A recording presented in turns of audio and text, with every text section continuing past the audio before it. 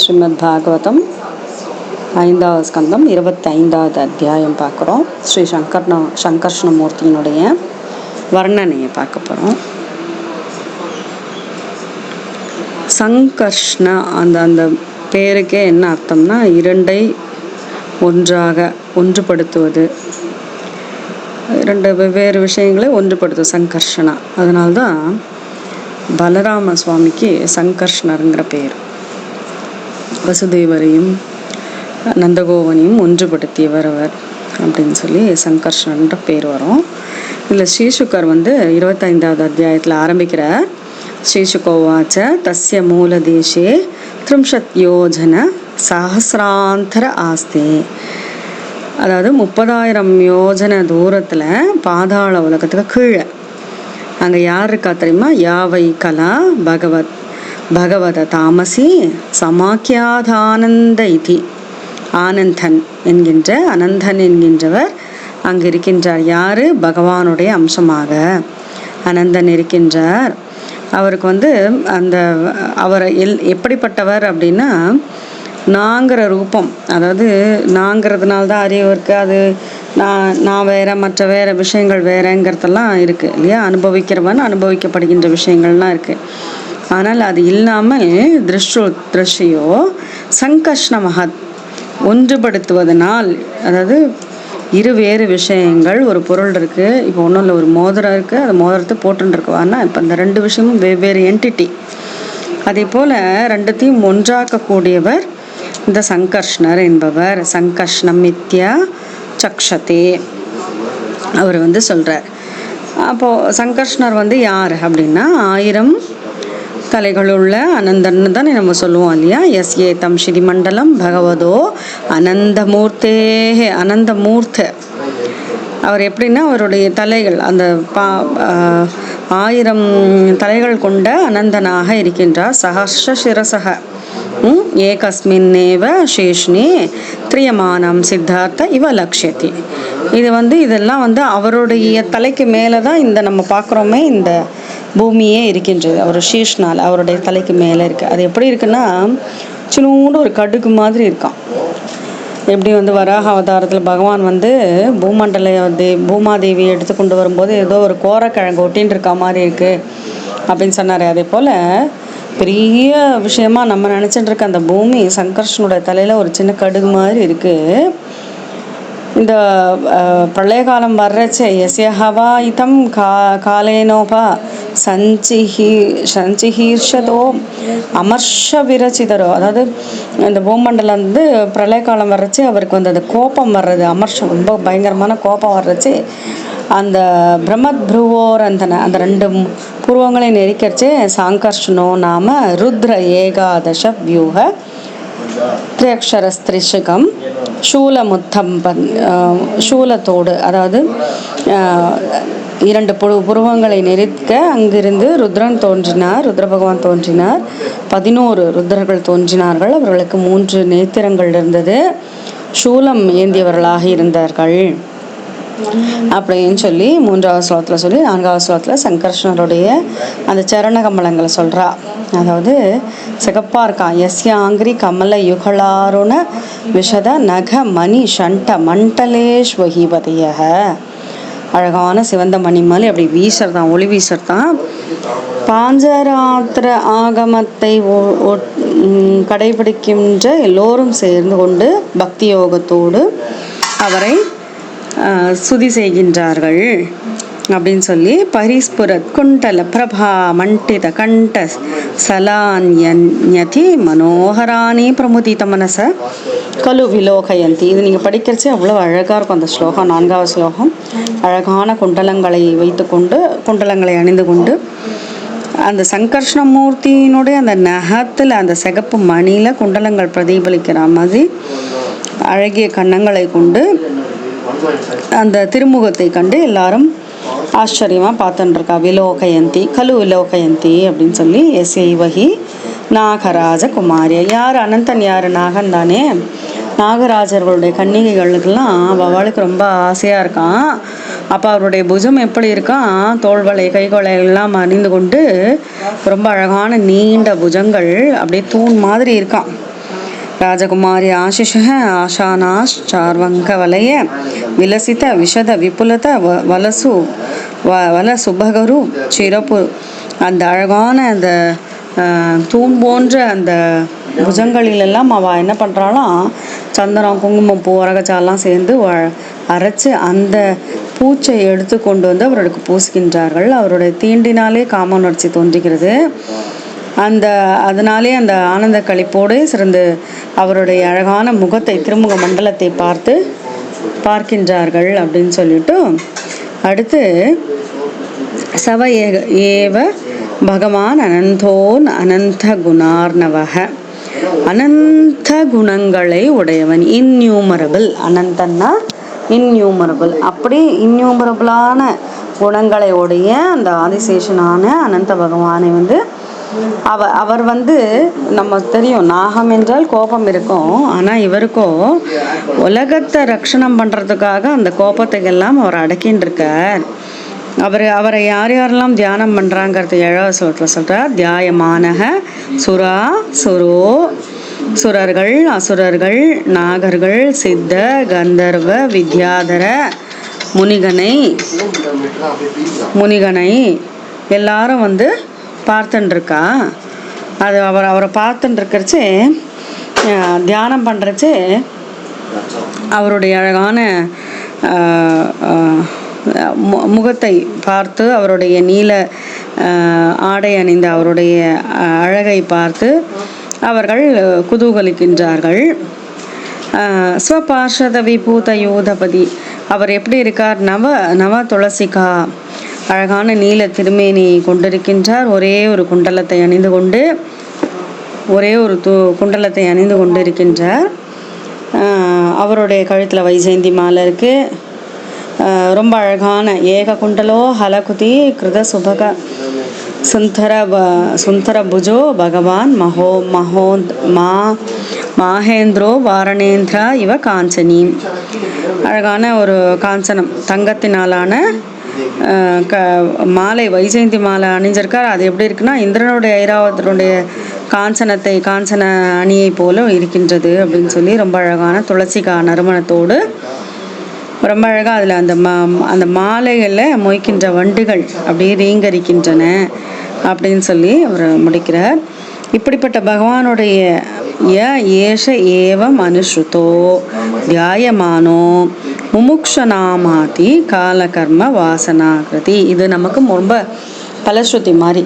இப்படிப்பட்ட அனந்தனான பகவானை யாரெல்லாம் அனுஸ்ருதோ கேட்பதினாலும், அவருடைய புகழை கேட்பதினாலும், தியானம் செய்வதினாலும் முமுக்ஷுத்துவம் முக்தியை பெற விரும்புபவர்களுடைய அந்த ஹிருதய கமலத்திலே ஹிருதய கிரந்தி தோன்றி, அவர்களுடைய கிரந்தி இருக்குல்ல, அதாவது திருப்பி நம்ம பிறக்கிறோன்னா என்ன, அந்த கிரந்தி தானே, முடிச்சு தானே, அதை அவர் நீக்குகின்றார்.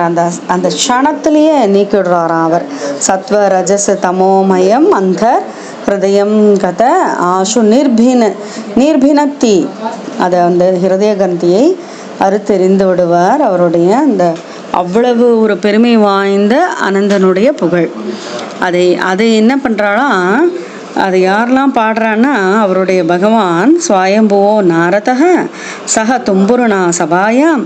தும்புரு கந்தர்வன் இருக்குல்ல, எப்பொழுதுமே நம்ம சொல்லுவோம் நாரதர் தும்புரு முதற்கொண்டுன்னு. அப்போ நாரதரை போல தும்புருவும் பாடிக்கொண்டிருப்பார்.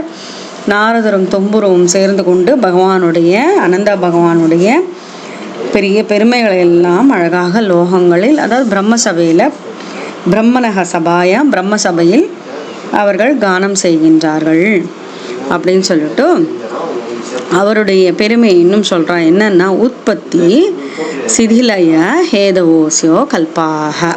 உற்பத்தி சிருஷ்டி சிதி சம்ஹாரம் என்கின்ற இந்த விஷயங்கள் இருக்கே, இந்த பிரகிருதி தத்துவங்கள் இருக்கே, அதெல்லாம் அவருடைய அந்த அனந்த பகவானுடைய ஈக்ஷண பார்வையினால் எதீக்ஷையா சன்னு நடந்து கொண்டிருக்கின்றன.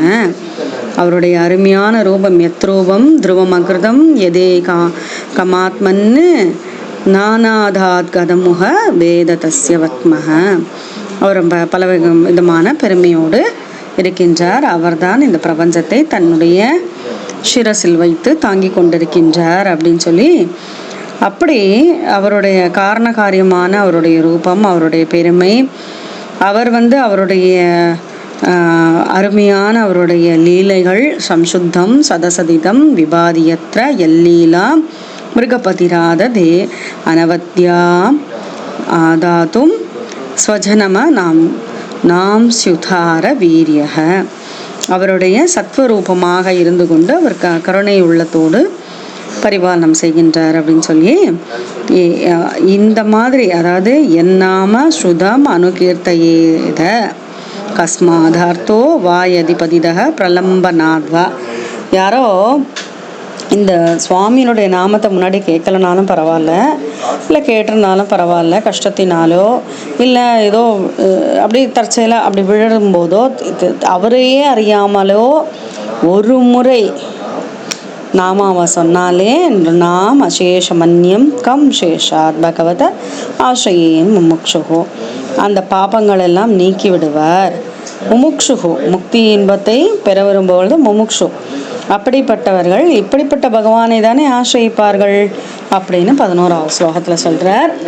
12வது ஸ்லோகத்தில் அவரை பற்றி, அதாவது ஆதிசேஷன் ரூபத்தில் இருக்கின்ற அனந்தனுடைய பெருமையை சொல்கிறார். எப்படிப்பட்ட பெருமைன்னா, மூர்தன் அவருடைய மூர்தால இருக்கு, சஹச மூர்தனா 1000 தலைகள் உள்ள அனந்தன், பூகோளம் சகிரி சரித் சமுத்திர வஸ்தம், அவர் மேலே இருக்க அந்த பூகோளம் இருக்கே பூமி, அதில் என்ன சரித்து இருக்குது, நதிகள் இருக்குது, சைலம் இருக்குது, சகிரி இருக்குது, அதாவது நிறைய மலைகள் இருக்குது, நதிகள் இருக்குது, கடல்கள் இருக்குது, இதெல்லாம் உலகமாக இருக்கு இல்லையா.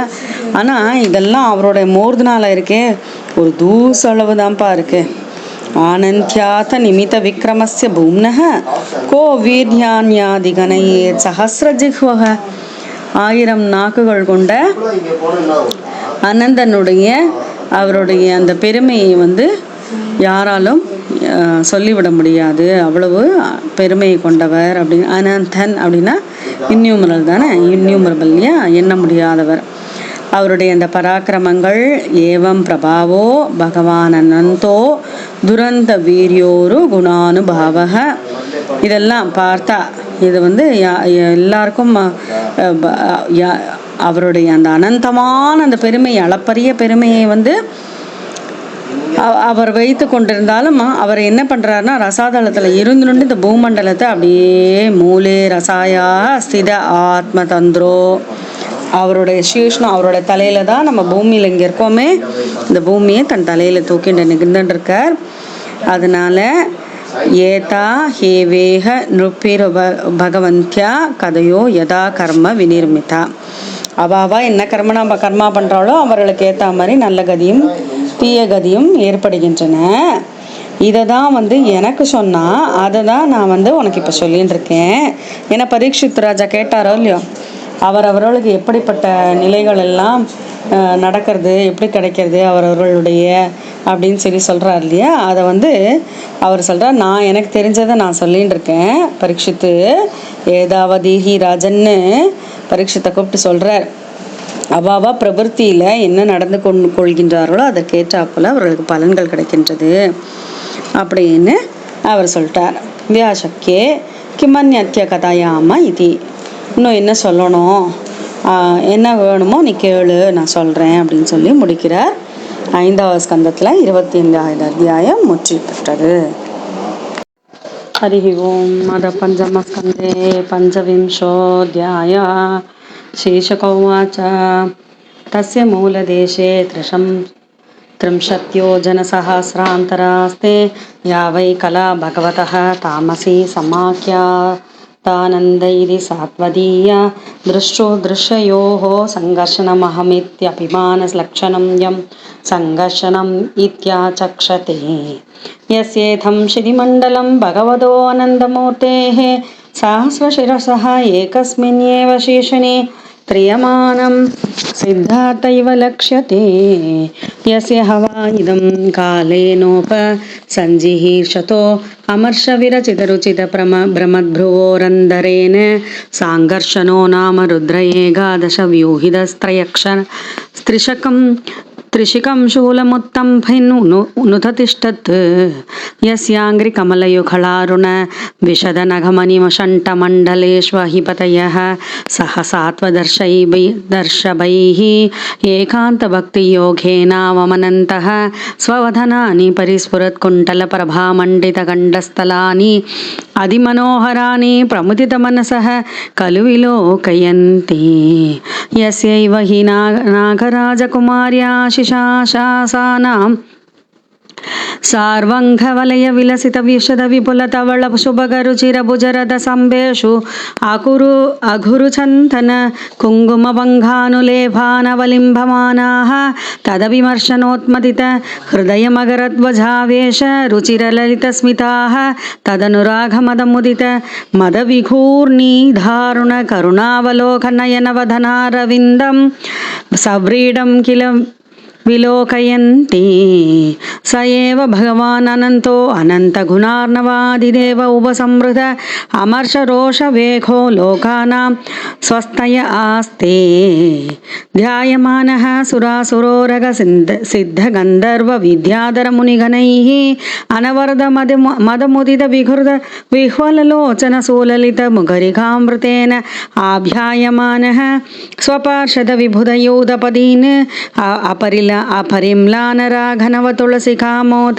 मद्वासेवेन माध्यन्मधुरकरव्रात मधुरगीतश्रियं वैजयन्तीं स्वां वनमालां नीलवासा एककुण्ठलो हलगकुधिकृतसुभग सुन्दरभुजो भगवान् माहेन्द्रो वारणेन्द्र इव काञ्चनीं कक्षाम् उथारलीलो बिभर्ति य एष एव मनुसृतो ध्यायमानो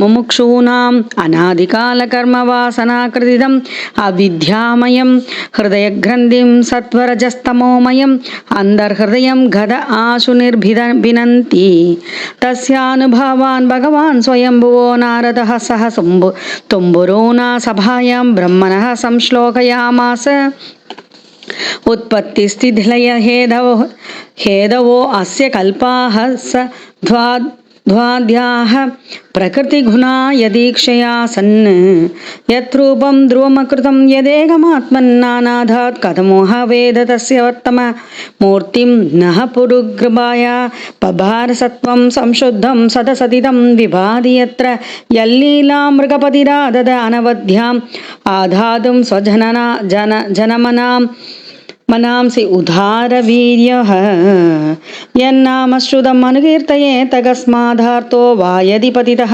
प्रलम्भनाद्वा हन्त्यं सपदि नृणामशेषमन्यं कंशेषात् भगवद आश्रयेन् मुमुक्षुः मूर्तन्यर्पितमनुवत् सहस्रमूर्ध्नो भूगोलं सगिरिसरित्समुद्रसत्त्वम् आनन्द्यातनिमित विक्रमस्य भूम्नः को वीर्याणि अधिगणयेत् सहस्रजिह्वः एवं प्रभावो भगवान् अनन्तो दुरन्दवीर्योरुगुणानुभावः मूले रसायः सिद आत्मतन्त्रो यो लीलयाश्मां सिदये बिभर्ति येदाह्यवेह नृभिमुपगन्धव्यो गदये यथा कर्म विनिर्मिता यदोपदेशमनुवर्णिताः कामान् कामयमानैः एतावदीर्हि राजन् पुंसः प्रवृत्तिलक्षणस्य धर्मस्य विभागगदय उच्छावचाविशत्रुदृशा यदा प्रश्नं व्याचक्य किमन्यत्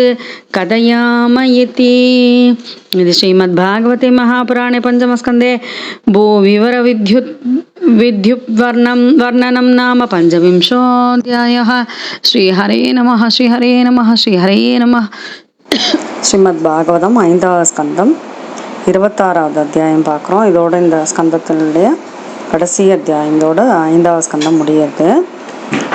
5வது ஸ்கந்தத்தில் நமக்கு என்னென்னா பகவானுடைய அந்த ஸ்தூல ரூபமான பூர்வோசக மகாஜனன் மேலேயும் கீழேந்து ரசாதளம் தலாதளம் பாதாளம் வரைக்கும் இந்த 14 உலகங்களினுடைய வர்ணனையாக நம்ம பார்த்துட்டுருக்கோம். இது என்ன அவசியம் இது பார்க்குறதுக்குன்னா, இதனுடைய அழகான பலஸ்ருதி நம்ம கடைசியில் பார்க்க போகிறோம். இந்த ரூபத்தினுடைய வர்ணனை, நம்ம இந்த ரூபமே தெரிந்தால் நமக்கு என்ன நடக்குங்கிறது பலஸ்ருதி மாதிரி சொல்லியிருக்கான். அதில் பாதாளம் பார்த்தாச்சு. இப்போ இதில் ராஜர் கேட்கார். அதாவது ஒருத்தன் செய்கிறான். அதாவது மகர்ஷா இவர் கேட்குற ஏதத் வைச்சித்யம் லோகஸ்ய கதமிதி.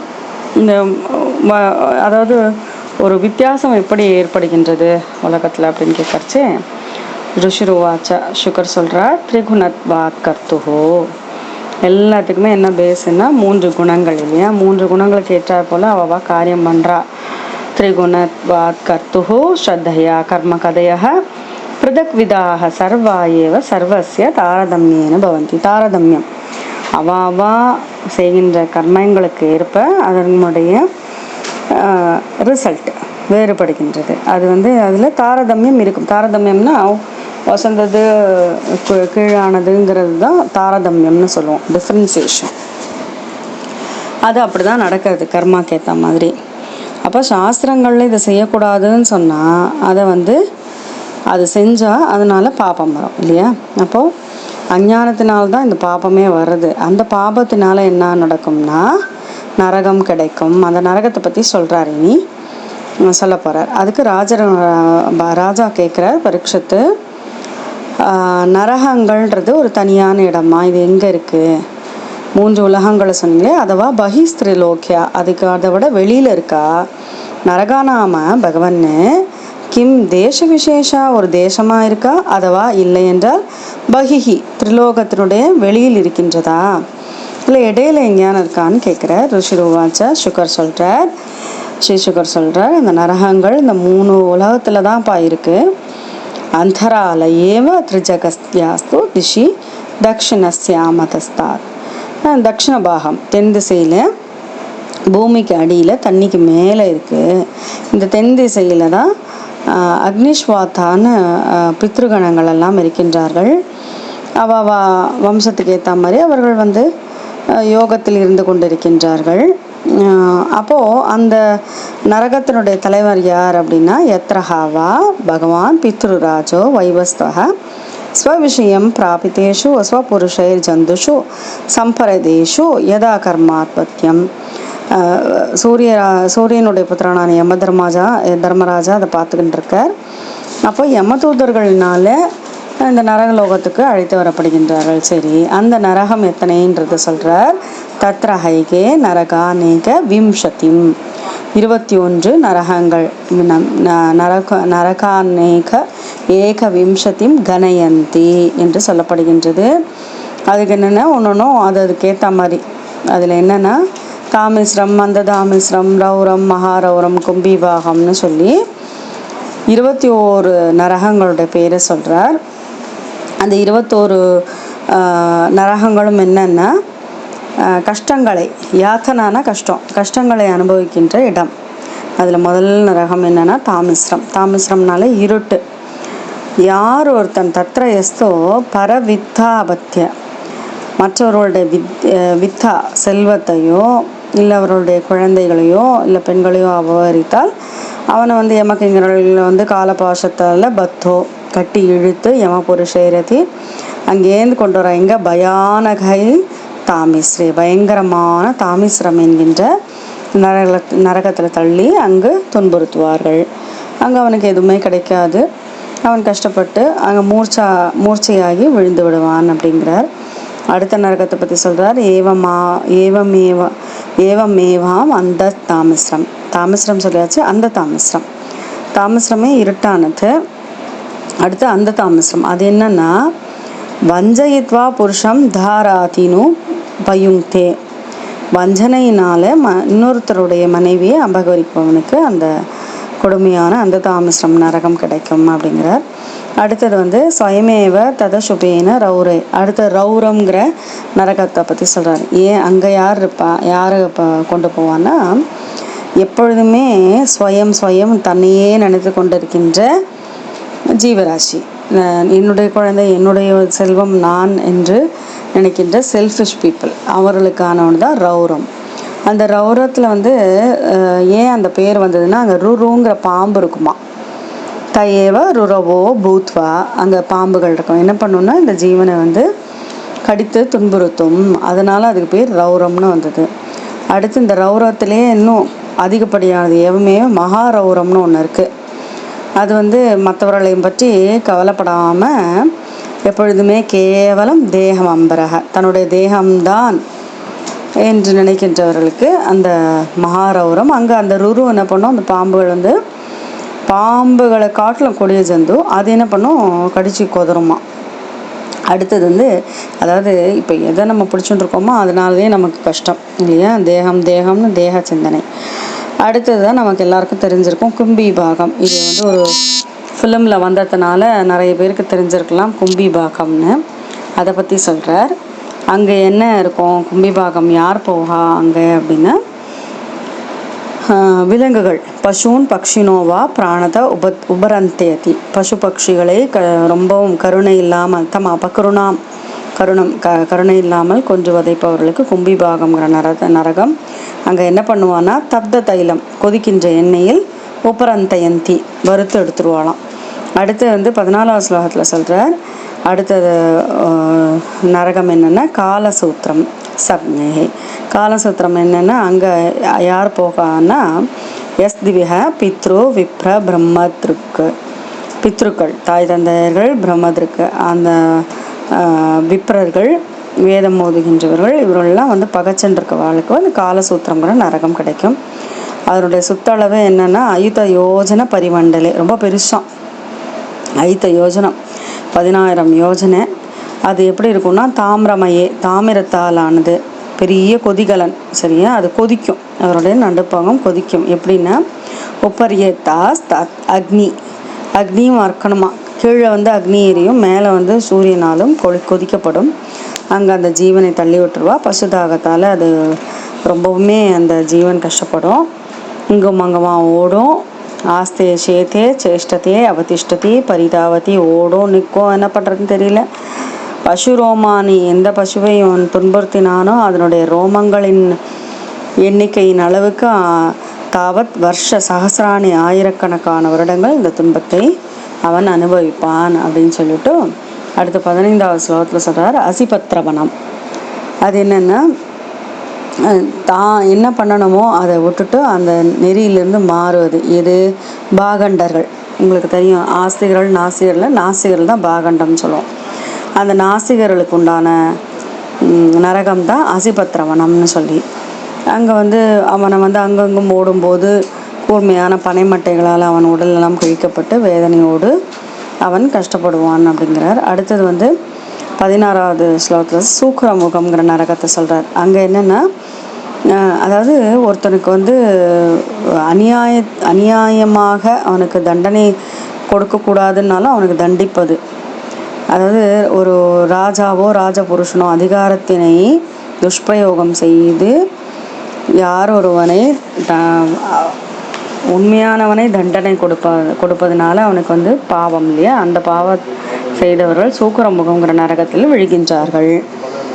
அவன் அங்கே அழுதுண்டே இருக்க வேண்டியதுதான். அடுத்தது வந்து எஸ் பிஹவை பூதானாம் ஈஸ்வரோ, இங்கே வந்து பூதங்கள், அதாவது சின்ன சின்ன மூட்டை பூச்சியிலேருந்து சின்ன சின்ன பூச்சிகள் இருக்குல்ல, அதுக்கு தீங்கிழைத்தன்னா அந்த கோப்பங்கிற நரகத்தில் விழுந்து விடுவார்கள். அந்த கோப்பமில் அந்த விழுந்தன்னா எத்தனை விலங்குகளையும் பூச்சிகளையும் கஷ்டப்படுத்தினாலும் அதுகளெல்லாம் வந்து கடிக்க ஆரம்பிச்சிருமா அந்த ஜீவனை.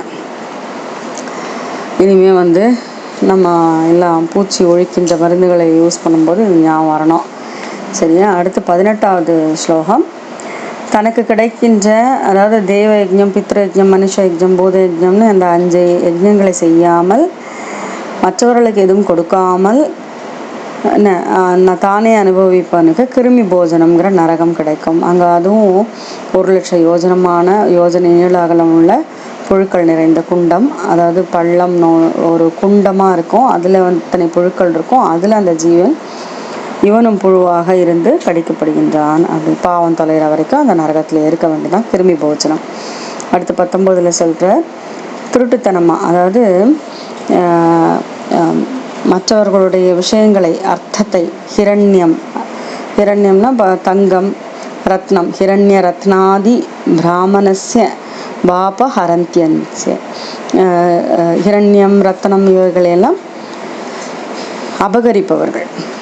அந்தனந்து இல்லாட்டி ரொம்ப கஷ்டத்தில் இருக்க நிஸ்ஸகாயமாக இருக்கவர்களுடைய திருட்டு சந்தனம் செய்பவர்களுக்கு சந்தம்சங்கிற நரகம், அங்கே சூடு போட்டுருவாளாம்.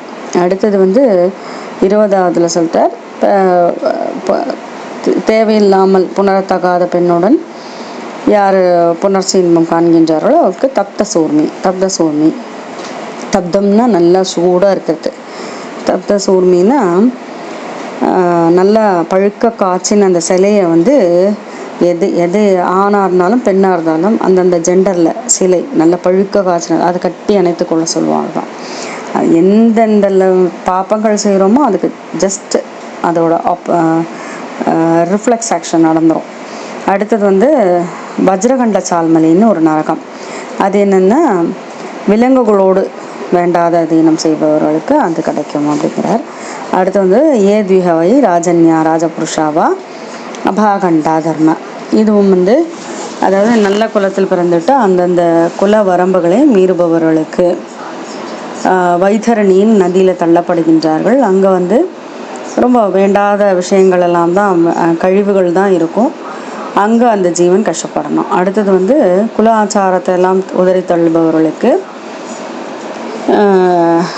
மோசமான பூயோத்தம்ங்கிற ஒரு கடல், அழுக்கான அருவருக்கத்தக்க விஷயங்கள் இருக்கின்ற அந்த கடலில் தள்ளப்படுவார்கள் அப்படிங்கிறார். 24ஆவது ஸ்லோகத்தில் சொல்கிற உயர்ந்த வர்ணத்தவர்கள் இந்த நாய் கழுதையெல்லாம் வளர்க்குறது, அதை கஷ்டப்படுத்துறது, வேட்டையாடுறது அதெல்லாம் பண்ணால் பிராணரோத்தம் அப்படிங்கிற நரகத்தில் தள்ளி யமபடரெல்லாம் நல்லா கூர்மையான அம்புகளை வைத்து குத்தி கொண்டிருப்பார்கள் அப்படிங்கிறார். அடுத்து பகட்டுக்காக பலி கொடுப்பது அப்படின்லாம் பண்ணனா அந்த ஆட்களுக்கு விச்சசனம்ங்கிற நரகத்தில் தள்ளப்படுகின்றார்கள். அடுத்து த்விஹ, அதாவது அந்தணன் காமவயப்பட்டு தன்னுடைய இது அருந்த செய்வானோ அந்த மாதிரி லாலபக்ஷங்கிற அந்த நீரோடையிலே அவனை தள்ளி விட்டு செய்வார்கள் அப்படிங்கிறார். அடுத்து சாரமே யாத்தனம். எந்த யாத்தனம்னாலே நரகம் இல்லையா? சாரமே யாத்தனம் இதில் திருட்டுத்தனம் பண்ணுறது, தீ வைக்கிறது, விஷத்தை கொடுக்கறது, அந்த மாதிரி கூட்டமாக மக்களை அழிப்பது, அந்த மாதிரி இருந்தால் இந்த மாதிரி நரகம் சாரமே யாத்தனம்ங்கிற நரகம். அங்கே கூரிய பற்களோடு 720 நாய்கள் யமதூதர்களாகி ஆத்திரத்தோடு கடித்து கொதறடுமா. அடுத்து 28ஆவது ஸ்லோகத்தில் சொல்கிறார், சாட்சி சொல்கிறது, வியாபாரம் பண்ணுறது, தானம் கொடுக்கறது, இதில் ஏதாவது பொய் சொன்னால் அவீச்சிமான்கிற நரகத்தில் 100 யோஜனை உயரமுள்ள மலை உச்சிலேன்னு தலைகீழாக தள்ளிடுவான் அவீச்சிமான். அதுதான் சொல்கிறார். அடுத்தது யார் ஒருவன், அதாவது எஸ்விஹ வை விப்ரோ ராஜன்யோ வைஷ்யோ, அதாவது விப்ரனா அந்தனானாகோ, ராஜன்யோ வைஷ்யோ சத்திரியனோ வைஷ்யனோ சோமபானம் பண்ணுறது, வேண்டாததை செய்வதனால் அயப்பானம்ங்கிற நரகத்துக்கு தள்ளப்படுவார்கள். அடுத்து தான் எந்த குடியில் பிறந்திருக்கோம் என்பதை இது இல்லாமல் தன்னுடைய உயர்ந்தவர்களை, தன்னை காட்டிலும் உயர்ந்தவர்களை அபமரியாதை செய்தால் அதற்குண்டான நரகம் ஷாரகர்த்தமங்கிற நரகத்தை தலைகீழ தள்ளிடுவாளாம். அடுத்தது நரபலி இடுபவர்களுக்கு ரக்ஷோகன போஜனம்ங்கிற நரகம். அங்கே அவர்கள் கோடாலியால் துண்டு துண்டாகப்படுவார்கள் அப்படின்னு சொல்கிறார். அடுத்து சூலப்ரோதம். அந்த நரகம் என்னென்னா குற்றமற்ற அந்த பிராணி வதை பண்ணுறது, அதெல்லாம் பண்ணால் சூலப்ரோதம். அடுத்தது பாம்புகள் போல், அதாவது இவன் ஜீவராசிகளை யாரான ஜீவராசிகளை துன்புறுத்தினால் அது தந்தசூகம்னு தந்தசூகாக்கே நிபதந்தி, அங்கு தள்ளப்படுகின்றான். அங்கே பாம்புகள் எலியை விழுங்குற மாதிரி அவனை விழுங்கப்படுகின்றது அவன். அடுத்தது ஒரு குடோன் மாதிரி, இதில் ஜீவராசிகள்லாம் த்விகவா அந்தவாட குஷுல குஹாதி, குகைகளை அடைச்சி வைக்கிறது, காற்று இல்லாமல் கஷ்டப்படுத்துறது, அப்படிலாம் பண்ணால் யமதூதர்கள் அதே மாதிரி அவனையும் அவட நிரோத்தனம்ங்கிற ஒரு இருள் அடைந்த நரகத்தில் தள்ளிவிடுவார்கள் அப்படிங்கிறார். அடுத்தது அதிதியின் அபியாகதான்னு, அதிதி வந்தால் அவர்களை வந்து அப்படி கோபமாக பார்த்தாலோ அவர்களுக்கு ஒழுங்கான இது செய்யலையோ அதனால் அப்படிப்பட்டவர்களுக்கு வஜ்ரம்ங்கிற அந்த கூறிய அளவு கொண்ட கழுகு அப்படியே பிடித்து இழுத்து, எப்படி வான்கோழியெல்லாம் பிடித்து இழுத்து தோண்டி விடுதோ அதை மாதிரி பரியாவர்த்தனம்ங்கிற நரகத்தில் அவன் அங்கு தள்ளப்பட்டு அந்த கழுகு குத்துறா மாதிரி அவனுடைய கண்களை இழந்து விடுவான் அப்படிங்கிறார். அடுத்தது வந்து 36 பெரிய கர்வம் செருக்கு யாருக்கு இருக்கோ, அகங்காரத்தினால் மற்றவர்களை ரொம்ப ஏளனப்படுத்தினவர்களுக்கு சூச்சி முகம் என்கின்ற நரகத்தில் தள்ளப்படுகின்றார்கள். அங்கே வந்து பின்னி எடுத்துருவாளாம். நெசவாளி பின்னுறா மாதிரி, நூல் கொண்டு பின்னுறா மாதிரி இவனை நூல் கொண்டு பின்னி எடுத்துருவாங்கிறார். அடுத்து 37 யமலோகத்தில் 100கணக்காகவும் 1000கணக்காகவும் இப்படி நிறைய சொல்கிறதா. இப்போ இங்கே இதில் சொல்லாத பாவங்கள் செய்தாலும் அதுக்கு வரிசையாக நரகம் இருக்குப்பா. அப்போது அவாவா புண்ணிய பாவத்துக்கு ஏற்ற மாதிரி நரகங்களை அனுபவித்து விட்டு திருப்பியும், அதாவது புண்ணியம் செய்தால் சொர்க்கமும் நரகம், பாவம் செய்தால் நரகமாக இப்படியே அதை அனுபவிச்சுட்டு திருப்பி வந்து நிவிஷந்தி இங்கே இந்த பூலோகத்தில் பிறக்கிறா. நிவர்த்தி லக்ஷண மார்க்க ஆதாவேவ வியாக்கியாதக. இப்போ உங்களுக்கு ஒரு டவுட் வரும், என்னத்துக்கு இவ்வளவு டீட்டெயிலாக இந்த 21 நரகங்களை சொன்னான்னா, இப்படி நமக்கு தர்மத்தை போதிப்பது ஒன்று, சரியா?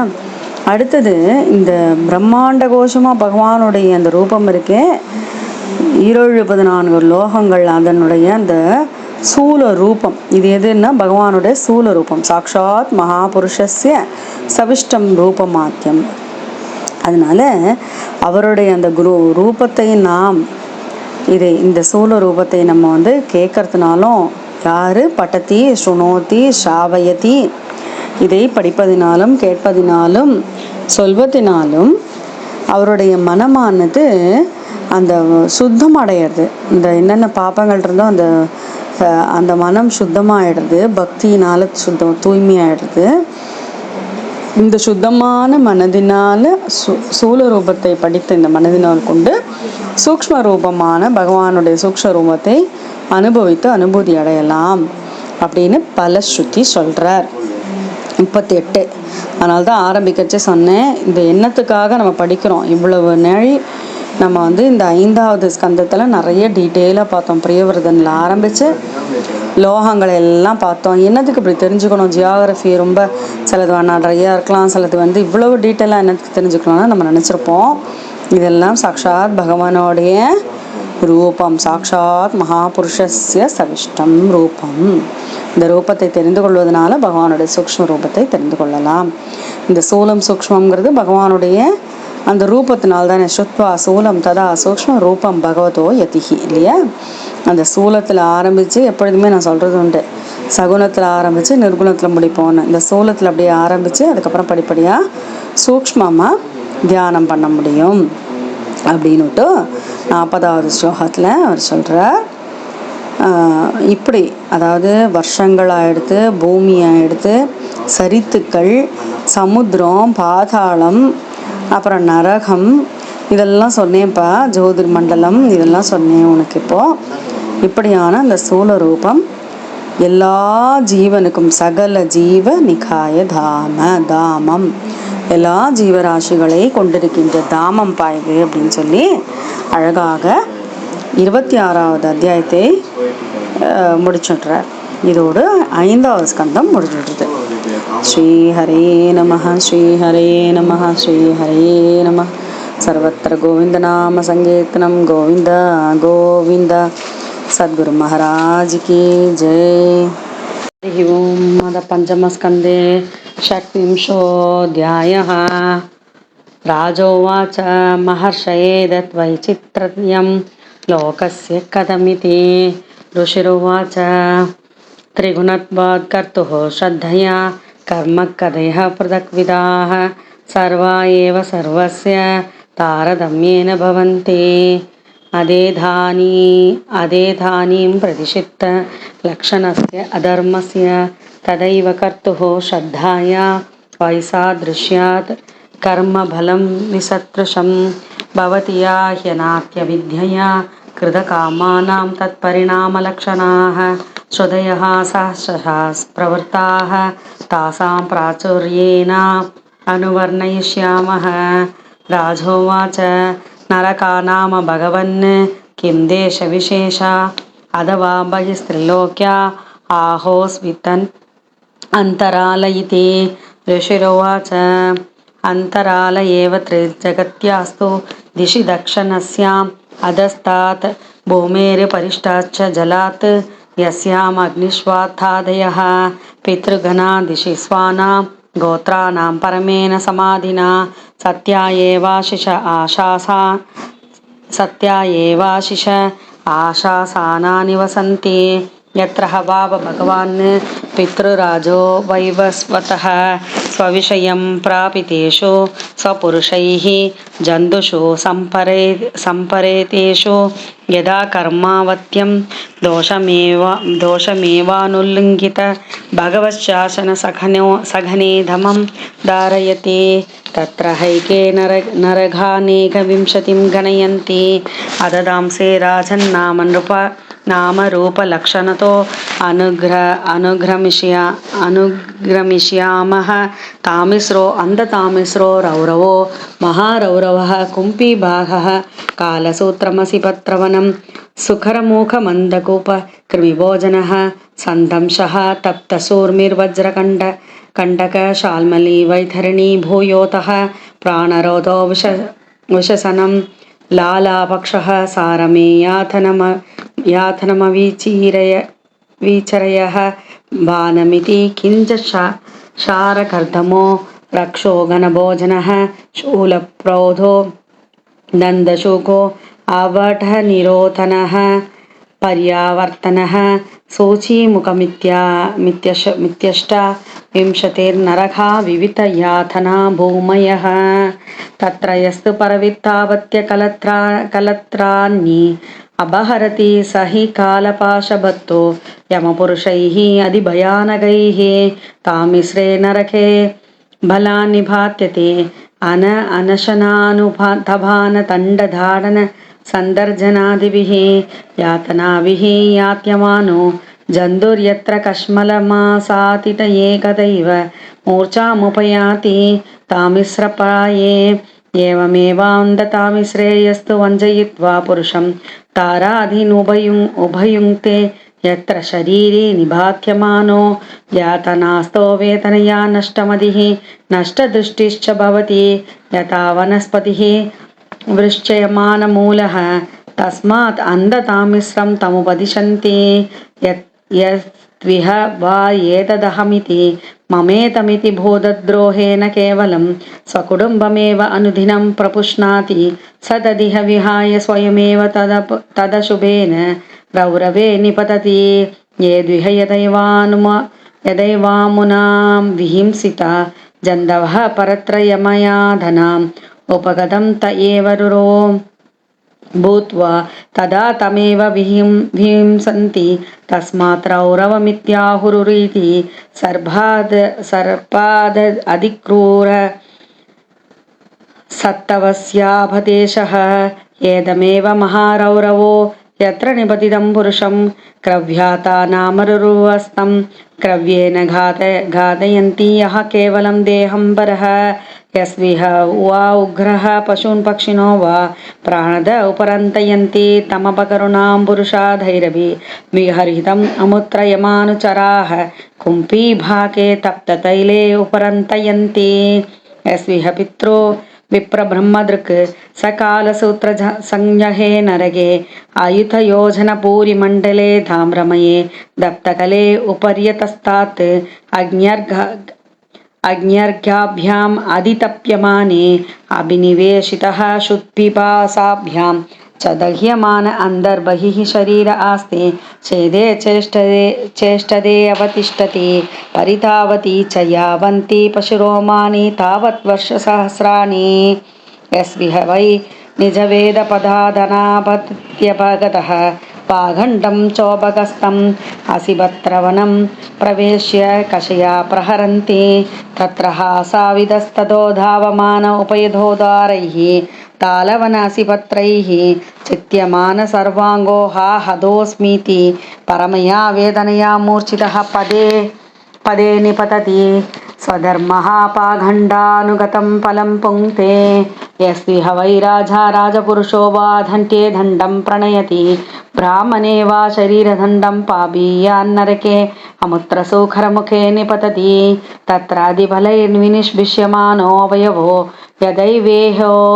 वेहेषु गण्ड आर्धस्वरणे स्वनयन् क्वचिन्मूर्तः मूर्छितः कश्मलमुपगतो यदैवैहा दृष्ट दोषा उपरुद्धाः यस्विह वै भूतानामीश्वरोपकल्पितवृत्तीनाम् अविविक्तप्रभ्यथानां स्वयं पुरुष उपकल्पितवृत्तिः विविक्तपरव्यतो व्यथामाचरति सपरत्रान्धकूपे तदभित्रोहन निपतति तत्र हासौ दैर्घन्दुभिः पशुं मृगपक्षिसरीस्पृहैः मशकयूका मद्गुणमक्षिखादिभिः एके चाभितृप्तास्तैः सर्वतोऽपि दृह्यमानः तमसि विहत निद्रा निर्वृति अलब्धावस्थानः परिग्रामते यथा कुशरीरे जीवः यस्विह वासं विभज्याश्नाति यत्किञ्चनोपन्तम् अनिर्मितपञ्चयज्ञो वायस संसुधः स परत्र कृमिभोजने नरघातमे निपतति तत्र शतसहस्रयोजने कृमिकुण्डे कृमिभूतः स्वयं कृमिभिरेव भक्ष्यमानः कृमिभोजनो यावदत् अप्रत्याप्रहृदो अनिर्वेशमात्मानं यातयते यस्विह वैस्तेन बलात् वा हिरण्यरत्नादीदि ब्राह्मणस्य वा बहरति अन्यस्य वाहनापति पुरुषः तममुत्र राजन्यमपुरुषा हयस्मयैः अग्निपिण्डैः सन्दंशै त्वचि निष्कुशन्ति यस्विह वाकम् अगम्यां श्रियमगम्यं वा पुरुषं योषिदभिगच्छति तावमुत्रकषया ताडयन्त दिग्मया सूर्म्या लोहमय्या पुरुषमालिङ्घयन्ति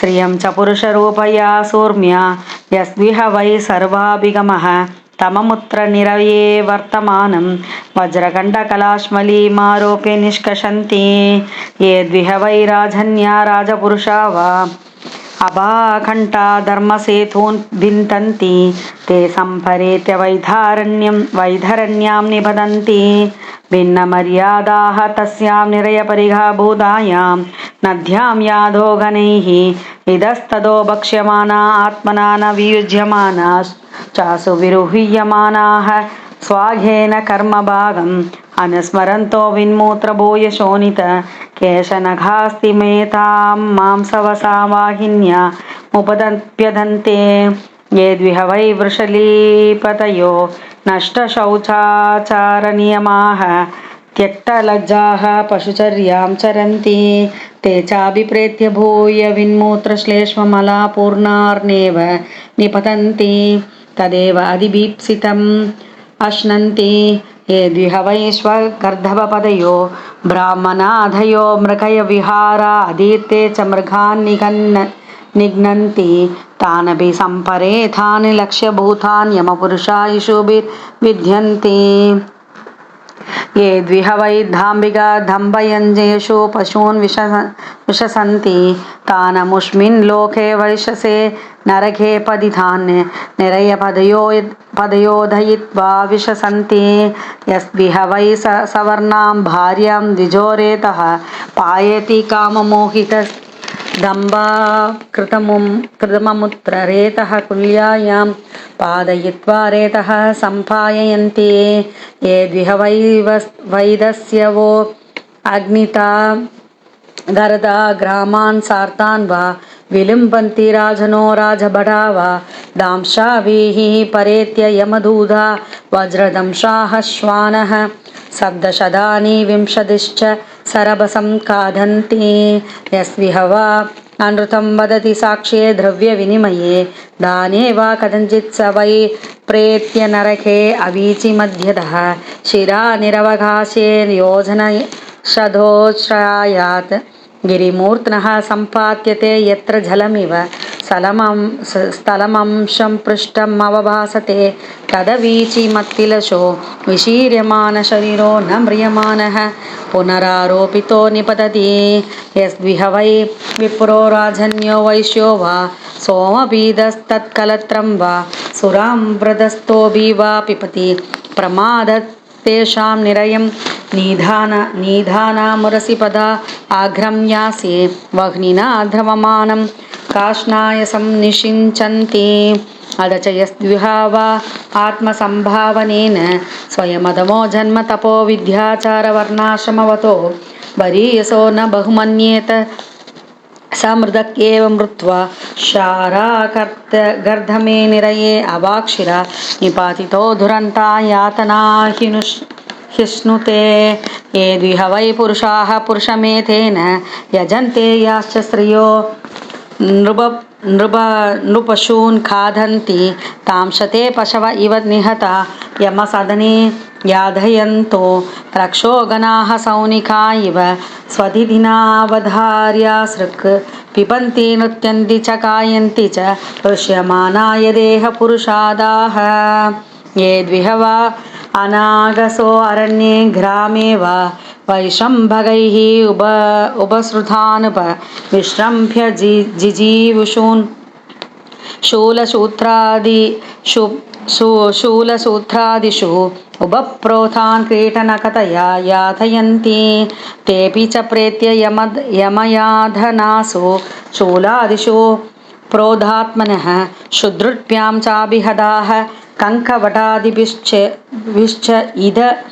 इदस्तदस्ति दिग्मधुण्डैराहन्यमाना आत्मशमलं स्मरन्ति ये द्विह वै भूतानि उद्भेजयन्ति नरा उल्बणस्वभावा यदा दन्दशुकाः तेऽपि प्रेत्य नरके दन्दशुकाख्ये निपतन्ति यत्र दन्दशुकाः पञ्चमुखाः सप्तमुखा उपसृत्य ग्रसन्ति यदा विलेशयान् ये द्विह वा अन्दावडकुसूलगुहादिषु बोधा निरुन्तन्ति तदा मुत्र तेष्वेवोपवेश्य सघर्णे वह्निना धूमेन निरुन्धन्ति यस्विह वा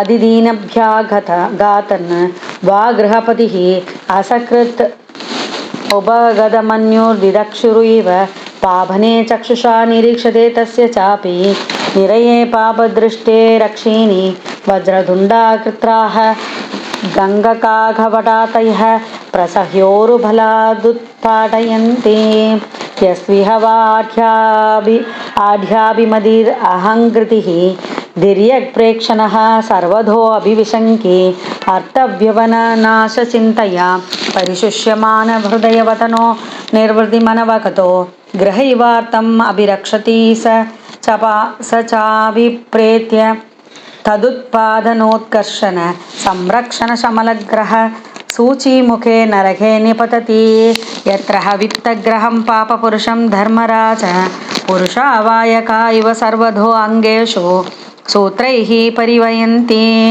यें विधा नरकायमालये सन्ति शतशः सहस्रशः तेषु सर्वेषु च सर्व एवात्मवर्तिनो